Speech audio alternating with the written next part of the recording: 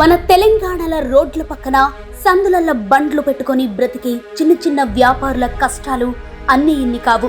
పొద్దున లేస్తే పెట్టుబడి కోసం వడ్డీల్లోలా చుట్టూ తిరగాల్సి వచ్చేది. కానీ ఇప్పుడు సీన్ మారింది. కేంద్రంలోని మోదీ ప్రభుత్వం తెచ్చిన పీఎం స్వనిధి పథకం మన చిన్న వ్యాపారుల జీవితాల్లో కొత్త వెలుగులు నింపింది.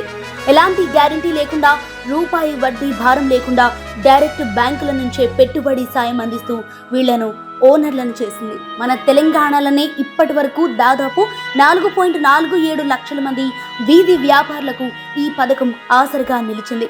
కేంద్ర ప్రభుత్వం వీళ్ల కోసం సుమారు 1400 కోట్ల రూపాయల లోన్లు ఇచ్చింది.